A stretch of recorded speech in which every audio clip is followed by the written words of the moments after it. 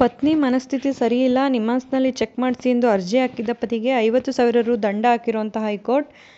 ಪತ್ನಿಯ ಮನಸ್ಥಿತಿಯು ಸರಿಯಿಲ್ಲವೆಂದು ಆಕೆಯನ್ನು ನಿಮ್ಹಾನ್ಸ್ ವೈದ್ಯರ ಬಳಿ ತಪಾಸಣೆ ಮಾಡಿಸಿ ಎಂದು ನ್ಯಾಯಾಲಯದ ಮನವಿ ಮಾಡಿದ ಪತಿಗೆ ಹೈಕೋರ್ಟ್ ದಂಡ ಹಾಕಿದೆ. ಆ ರೀತಿ ತಪಾಸಣೆಗೆ ಒಳಪಡಿಸಲು ಬಲವಾದ ಸಾಕ್ಷ್ಯವಿರಬೇಕೆಂದು ಹೈಕೋರ್ಟ್ ಹೇಳಿಕೆ ನೀಡಿದೆ. ಕೌಟುಂಬಿಕ ವ್ಯಾಜ್ಯಗಳಲ್ಲಿ ಪತ್ನಿಯ ಮನಸ್ಥಿತಿ ಸರಿಯಿಲ್ಲ, ಆಕೆಯನ್ನು ಮನಃಶಾಸ್ತ್ರಜ್ಞರಿಂದ ಪರೀಕ್ಷೆಗೊಳಪಡಿಸಬೇಕೆಂಬ ಪತಿಯ ಅರ್ಜಿಯನ್ನು ಪರಿಗಣಿಸಬೇಕಾದರೆ ಮೇಲ್ನೋಟಕ್ಕೆ ಬಲವಾದ ಸಾಕ್ಷ್ಯವಿರಬೇಕು ಎಂದು ಹೈಕೋರ್ಟ್ ಆದೇಶ ನೀಡಿದೆ.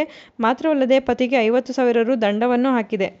ಪತ್ನಿಯನ್ನು ನಿಮ್ಹಾನ್ಸ್ನ ಮನಃಶಾಸ್ತ್ರಜ್ಞರಿಂದ ವೈದ್ಯಕೀಯ ಪರೀಕ್ಷೆಗೆ ಒಳಪಡಿಸಬೇಕೆಂದು ಮನವಿ ಪರಿಗಣಿಸಿದ ಕೌಟುಂಬಿಕ ನ್ಯಾಯಾಲಯದ ಆದೇಶ ಪ್ರಶ್ನಿಸಿ ಪತಿ ಸಲ್ಲಿಸಿದ ಅರ್ಜಿಯನ್ನು ಪರಿಶೀಲಿಸಿದ ನ್ಯಾಯಮೂರ್ತಿ ಎಂ. ನಾಗಪ್ರಸನ್ನ ಅವರಿದ್ದ ಏಕಸದಸ್ಯ ಪೀಠ ಈ ಆದೇಶ ನೀಡಿದೆ.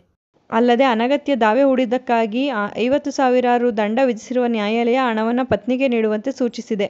ಪತಿಯು ಪತ್ನಿಯನ್ನು ಮಾನಸಿಕ ವೈದ್ಯರಿಂದ ಪರೀಕ್ಷೆಗೆ ಒಳಪಡಿಸಬೇಕು ಎಂದು ಅರ್ಜಿ ಸಲ್ಲಿಸಿದಾಕ್ಷಣ ಅದನ್ನು ಪರಿಗಣಿಸಲಾಗದು.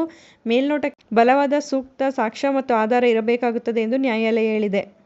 ಪತ್ನಿಯೇ ತನ್ನ ಮಾನಸಿಕ ಸ್ಥಿತಿ ಸರಿಯಿಲ್ಲ ಎಂದು ಪತ್ರದಲ್ಲಿ ಬರೆದಿದ್ದಾಳೆಂದು ಪತಿ ಹೇಳಿದ್ದಾರೆ. ಆದರೆ ಆ ಪತ್ರದಲ್ಲಿ ದಿನಾಂಕ ನಮೂದಿಸಿಲ್ಲ. ಅದನ್ನು ಯಾವಾಗ, ಯಾರಿಗೆ ಬರೆದರು ಎಂಬುದಕ್ಕೆ ಸ್ಪಷ್ಟತೆ ಇಲ್ಲ.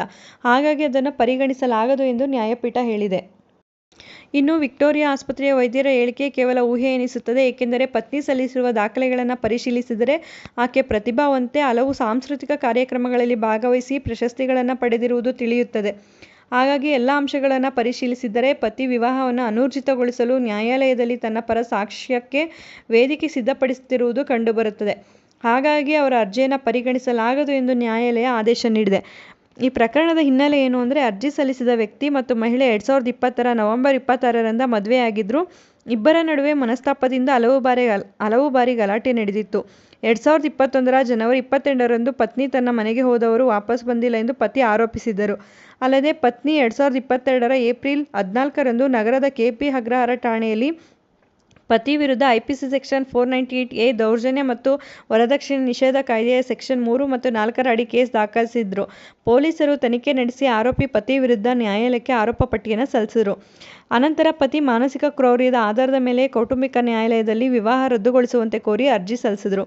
ಈ ಅರ್ಜಿ ಬಾಕಿ ಇರುವಾಗ ಸಿಪಿಸಿ ನಿಯಮ 10A ರಡಿ ತನ್ನ ಹೆಂಡತಿ ಮಾನಸಿಕ ಸ್ಥಿತಿ ಸರಿಯಿಲ್ಲ, ಹಾಗಾಗಿ ಆಕೆಯನ್ನು ನಿಮ್ಹಾನ್ಸ್ ವೈದ್ಯರಿಂದ ಪರೀಕ್ಷೆಗೆ ಒಳಪಡಿಸಬೇಕೆಂದು ನಿರ್ದೇಶನ ನೀಡಬೇಕೆಂದು ಮತ್ತೊಂದು ಅರ್ಜಿಯನ್ನು ಹಾಕಿದ್ರು. ಅಲ್ಲದೆ ಪತ್ನಿ ಮಾನಸಿಕವಾಗಿ ಸರಿಯಿಲ್ಲ, ಆಕೆಯನ್ನು ವಿಕ್ಟೋರಿಯಾ ಆಸ್ಪತ್ರೆಯ ಹೊರರೋಗಿಗಳ ವಿಭಾಗದಲ್ಲಿ ತೋರಿಸಲಾಗಿತ್ತು. ಆಗ ವೈದ್ಯರು ಆಕೆಗೆ ಮಾನಸಿಕವಾಗಿ 11 ವರ್ಷ 8 ತಿಂಗಳಾಗಿದೆ, ಆಕೆಗೆ ಇನ್ನೂ ಬುದ್ಧಿ ಬಂದಿಲ್ಲವೆಂದು ಹೇಳಿದ್ದರು. ಆಕೆಯ ಮನಸ್ಥಿತಿ ಸರಿಯಿಲ್ಲ, ಬುದ್ಧಿ ಇಲ್ಲ ಮತ್ತು 18 ವರ್ಷ ಆಗಿಲ್ಲ, ಹಾಗಾಗಿ ಮದುವೆಯನ್ನು ಅನೂರ್ಜಿತಗೊಳಿಸಬೇಕೆಂದು ಮನವಿ ಮಾಡಿದ್ದರು. ಆದರೆ ಅದಕ್ಕೆ ಪ್ರತಿಯಾಗಿ ಪತ್ನಿ, ನಾನು ಸಂಗೀತಗಾರ್ತಿ, ಶಿಕ್ಷಕಿ ಮತ್ತು ಸರ್ಕಾರಿ ಮಹಿಳಾ ಕಾಲೇಜಿನಲ್ಲಿ ಶಿಕ್ಷಣವನ್ನು ಮುಂದುವರಿಸುತ್ತಿದ್ದೇನೆ ಎಂದು ದಾಖಲೆ ಸಹಿತ ನ್ಯಾಯಾಲಯಕ್ಕೆ ವಿವರಿಸಿದ್ರು. ಜೊತೆಗೆ ಹಲವು ತಾಂತ್ರಿಕ ಪರೀಕ್ಷೆಗಳನ್ನು ಪಾಸ್ ಮಾಡಿದ್ದೇನೆ, ನನ್ನ ಮಾನಸಿಕ ವಯಸ್ಸು 11 ವರ್ಷ 8 ತಿಂಗಳಾಗಿದ್ದರೆ ಇಷ್ಟೆಲ್ಲ ಓದಲು ಸಾಧ್ಯವೇ, ಪರೀಕ್ಷೆಗಳಲ್ಲಿ ತೇರ್ಗಡೆ ಸಾಧ್ಯವೇ ಎಂದು ಪ್ರಶ್ನಿಸಿದ್ರು. ಇದಕ್ಕೆ ಪೂರಕವಾಗಿ ಹೈಕೋರ್ಟ್ ಈ ರೀತಿಯಾದ ಒಂದು ತೀರ್ಪನ್ನು ನೀಡಿದೆ. ಉಪಯುಕ್ತವಾಗಿದೆ ಅಂತ ಭಾವಿಸ್ತೀನಿ. ಮತ್ತಷ್ಟು ಮಾಹಿತಿಗಾಗಿ ನಮ್ಮ ಚಾನಲನ್ನು ಲೈಕ್ ಮಾಡಿ, ಮತ್ತೊಬ್ಬರಿಗೆ ಈ ವಿಚಾರ ಉಪಯುಕ್ತ ಆಗುತ್ತೆ ಅನಿಸಿದ್ರೆ ಶೇರ್ ಮಾಡಿ. ಹೊಸದಾಗಿ ನೋಡ್ತಾ ಇರೋರು ಸಬ್ಸ್ಕ್ರೈಬ್ ಮಾಡಿಕೊಂಡು ನೋಡಿ. ಕಾನೂನಿನ ಜ್ಞಾನ ಪ್ರತಿಯೊಬ್ಬರಿಗೂ ಉಪಯುಕ್ತ ಆಗುವಂಥದ್ದು. ಬಿಡುವಿನ ಸಮಯದಲ್ಲಿ ಇಂಥ ಉಪಯುಕ್ತ ಮಾಹಿತಿಗಳನ್ನ ತಿಳ್ಕೊಳ್ಳೋದು ಪ್ರತಿಯೊಬ್ಬರಿಗೂ ಉಪಯುಕ್ತ ಆಗುತ್ತೆ ಅಂತ ಹೇಳಿ ಭಾವಿಸ್ತೀನಿ. ಧನ್ಯವಾದಗಳು.